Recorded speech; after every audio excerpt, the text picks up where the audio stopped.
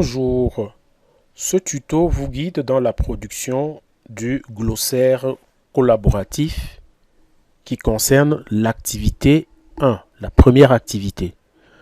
À partir de la première partie du cours, intitulée la transposition curriculaire, je me retrouve à l'activité production d'un glossaire collaboratif. Je choisis deux concepts parmi ceux qui sont proposés ici.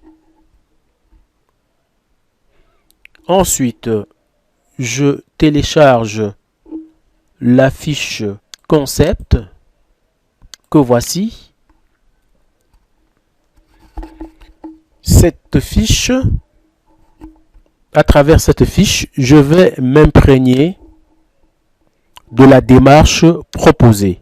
Comme dit tantôt dans le précédent tuto, le titre du concept, définition en mes propres mots. Il est interdit de copier et de coller une définition à partir d'un dictionnaire spécialisé en ligne. Je m'inspire de la définition et je la réécris en mes propres mots. Ensuite, les caractéristiques du concept, les notions connexes, les auteurs de référence et la source consultée. Une fois que j'ai téléchargé la fiche concept, je consulte les dictionnaires spécialisés en ligne. Pour ce faire, vous allez utiliser un moteur de recherche, Google. Une fois que j'ai défini les deux concepts, je les rédige dans un document de traitement, dans un logiciel de traitement de texte, selon le canon proposé dans la fiche concept. Et une fois que j'ai terminé de les définir, je viens donc ici cliquer ou alors je copie cette adresse, je clique, j'arrive donc dans Google Drive. Si par exemple, j'ai choisi le concept compétences,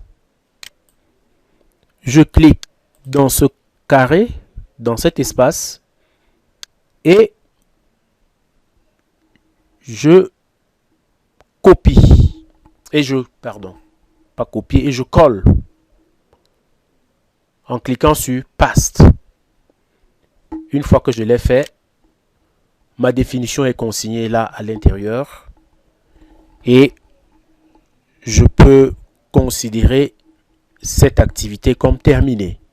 Je reprends alors le deuxième concept pour la même démarche et l'activité glossaire est terminée une fois que j'ai pu